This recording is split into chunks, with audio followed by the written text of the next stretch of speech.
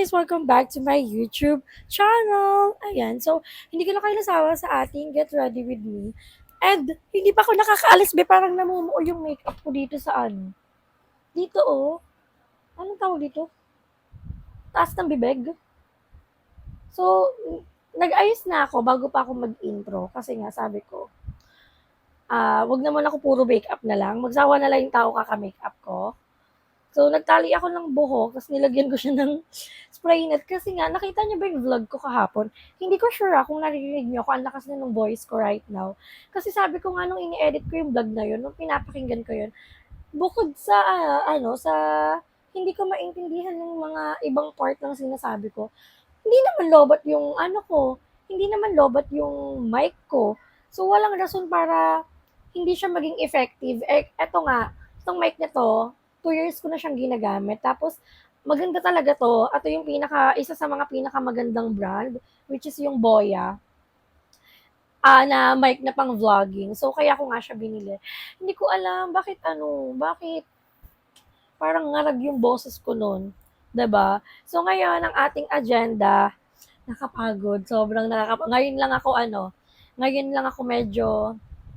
lang akong pahinga. Pero, kaya lang, ere-eretso lang. Pero okay lang, kasi para matapos na kung ano man yung kinaka-stress natin or kung ano man yung nagiging problema natin. So, mag-ano lang ako, magli-lipstick. Kasi wala pa eh. Ano pa lang to be? Ako pa lang to. Charot. Ano, gamit ko yung easy ko, ayan o. So, magli-lipstick lang ako. Ito na yung gusto kong gamitin na lipstick. Kasi, wait na. Kasi parang na yung dito ko. Sige, kaya ko to.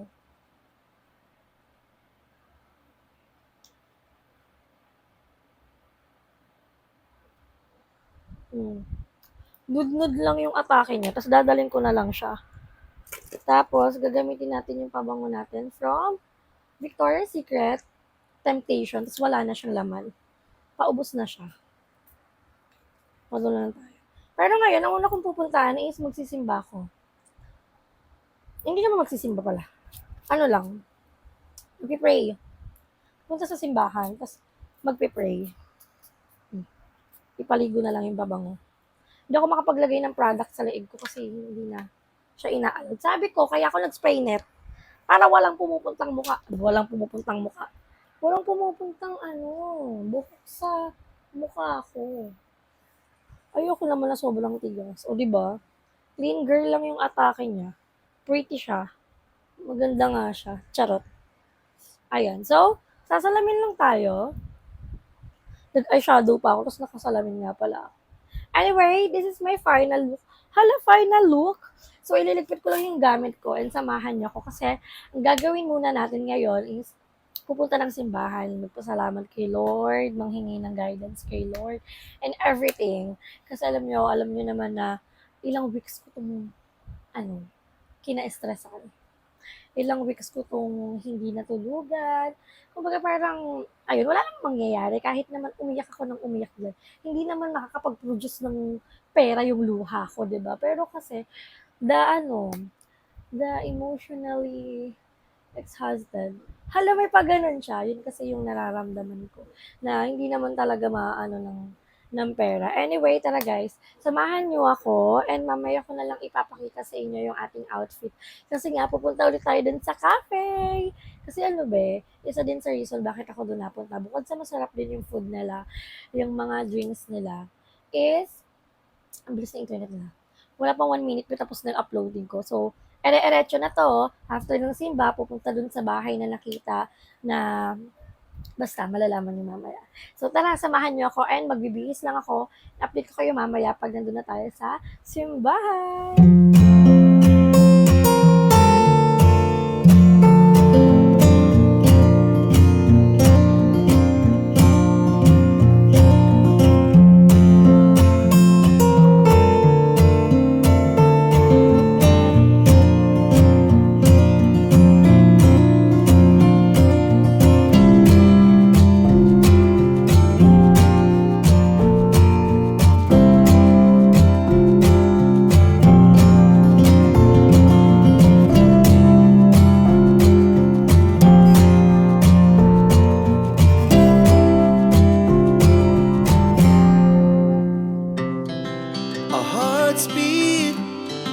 the city streets, we began to feel the fire. We rise like tall buildings as the chemicals, they take us higher. The night's young and it's just begun as she puts her hand in mine. We wanna chase the night, wanna dance to the light, pull the stars from the sky, just two hearts running wild. Never sleep, never stop, as we shout from the top. We're gonna be two hearts running wild.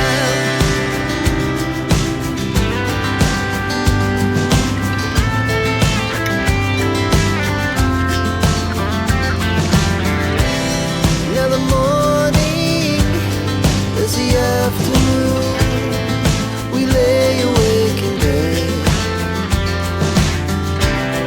The laughs so loud as the hours pass. We're gonna do it all again. We wanna chase the night, wanna dance to the light, pull the stars from the sky, just two hearts running wild. Never sleep, never stop, as we shout from the top. We're gonna be, we're gonna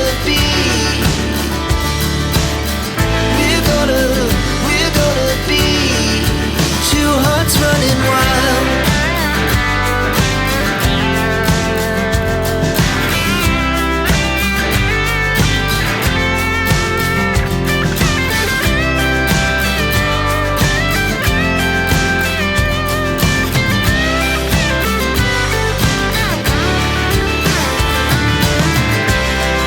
The moonlight, summer sky, it was the best we ever had. And we'll stay on forever.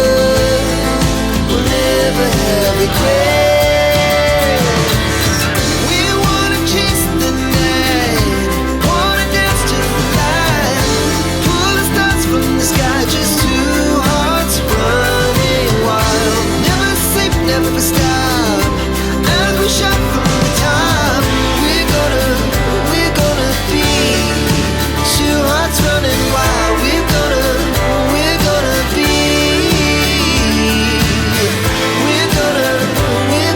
be two hearts running wild.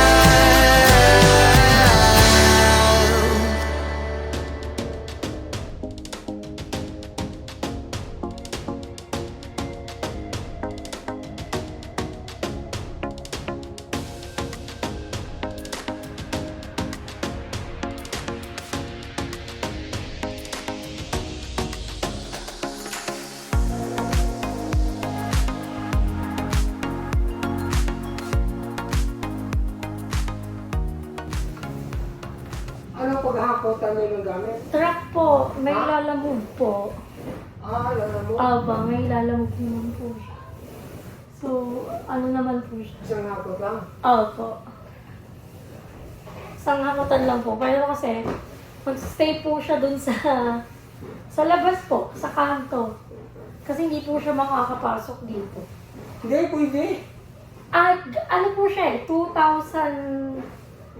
Hindi nakakapasok yung yung... Truck po? Truck, oo. Sure po. Baka nahihirapan din Hindi, po. nakakapasok. Nakakapasok. Nakakapasok Opo. yung mga delivery truck. Yun nga po.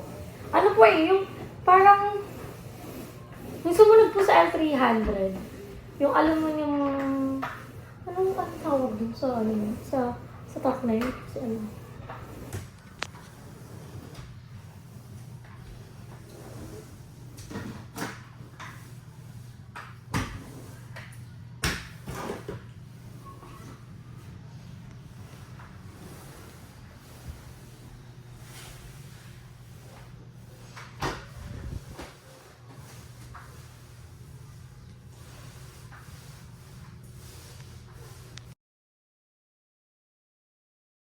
Nakita niyo si Gab, for sure napanood niyo yung vlog natin kahapon.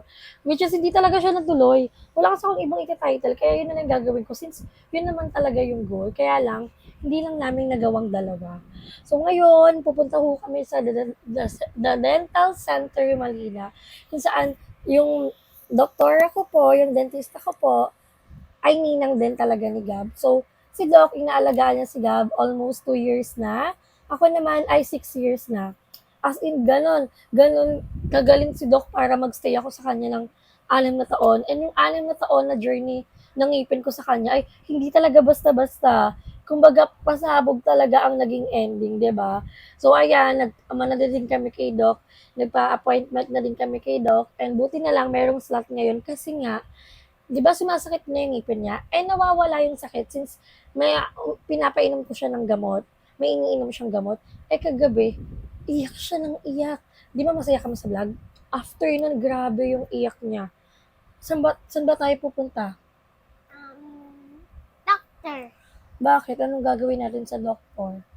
Isang ipin ko. Sakit yung ipin mo.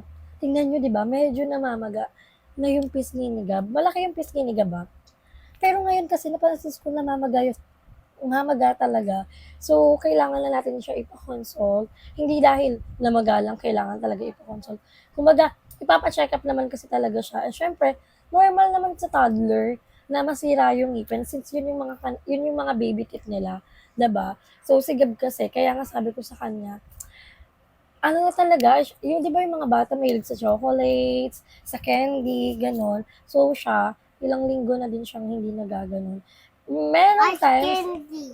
merong times na kumakain siya, ganito, ganyan. Pero kasi hindi na talaga pwede. At eto na yung stage na kailangan mo alagaan yung ngipin nila.